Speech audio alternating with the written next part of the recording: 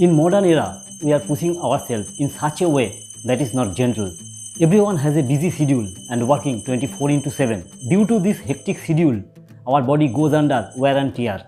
As a result, alongside with our physique, our mind also become unstable. So we need to repair our physical and mental strength by doing asana and pranayama, which is the third and fourth stage of Ashtanga Yoga. But remember one thing, before practicing asana and pranayama, one must practice one kriya out of Sat Kriya. So today in this video, I am gonna tell you world's most cultivated yogic word, Kapalbhati.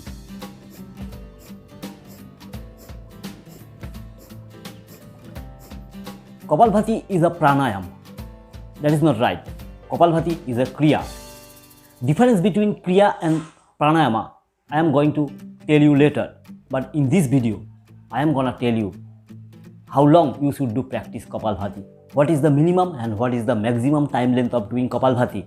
All the beautiful souls, welcome to my channel Wellness Yoga.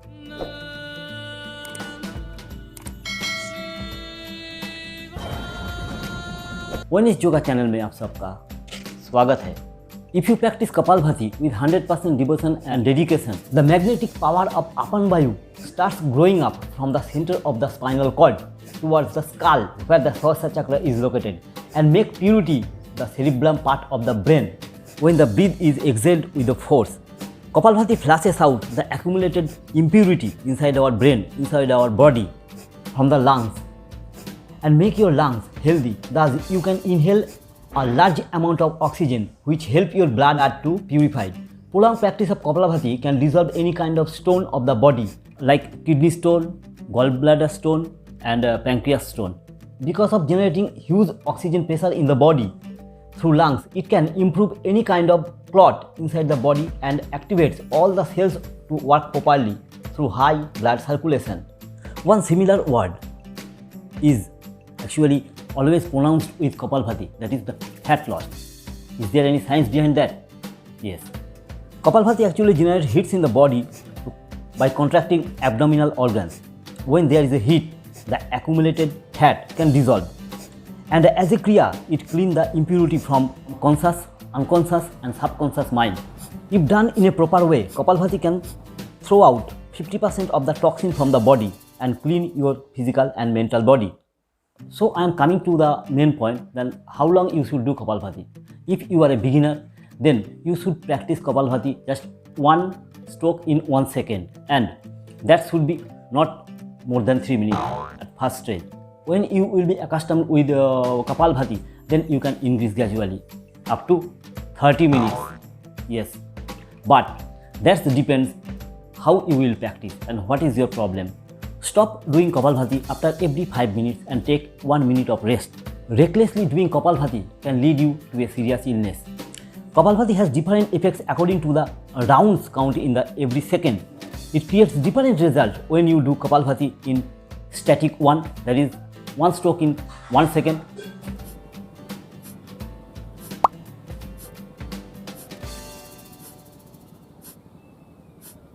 Static 2, 2 stroke in 1 second.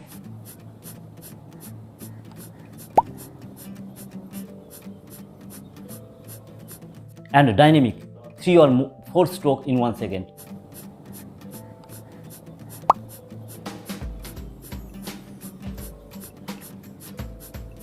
Actually, Kapalbhati is not a pranayam or kriya. You can say it is a science to live in a right way. After doing Kapalbhati, you must practice Anulom Vilom for 3 to 4 minutes because actually Kapalbhati generates heat inside our body and activate our Surya Nadi. To balance between Surya Nadi and Chandra Nadi, you must perform Chandravedi Pranayam after doing Kapalbhati if it is not possible for you to do Anulom Vilom. Or you can either practice Anulom Vilom or Chandravedi Pranayam. Inhale from left nostril, exhale from right nostril. Again, inhale from left nostril, exhale from right nostril. I have a video on it. I am giving the link in the description as well as the I button. Please go and check that first. Why Kapalbhati is a kriya? It is not a pranayam. What is actually pranayam? You have to know first that. Pranayam is to extend your prana. Pran ko ayam karna. Pran plus ayam. To extend your life force, your pran is pranayama and kriya is cleaning process.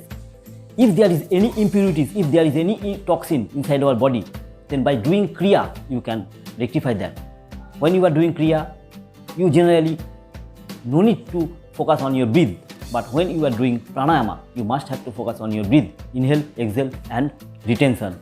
Rechak, Purak and Kumbhak. What is the contraindication? You should take care while doing Kapalbhati. Avoid doing Kapalbhati if you have menstrual period. Pregnant women should not do Kapalbhati because the forcefully contracting the abdominal muscles can harm the unborn baby. People suffering with heart disease, people suffering with high blood pressure, you should always avoid Kapalbhati, or you can do in a very slow stroke. If you want to start practice with Kapalbhati, then I have a video how to do and what all precautions you should take. I am giving the link in the description as well as in the I button. After watching this video, I am requesting you to go and check this video, how to do Kapalbhati, what is the science behind it and why it is called the breath of fire. So at last, I am going to tell you something regarding Kapalbhati of my practice, how I do practice Kapalbhati each and every day. Let's have a look.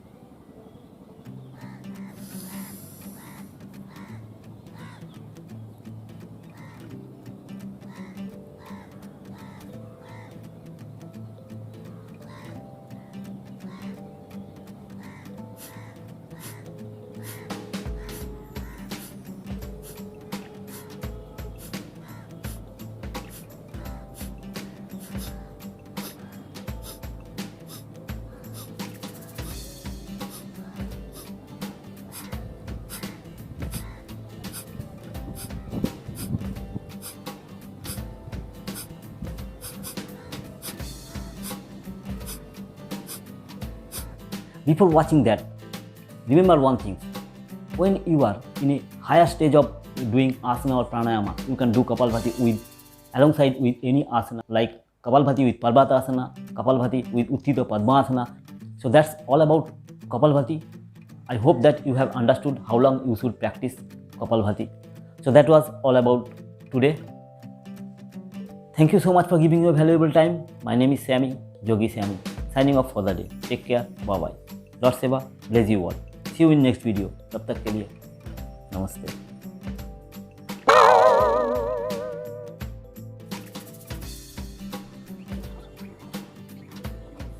Only asking to do Kapalbhati.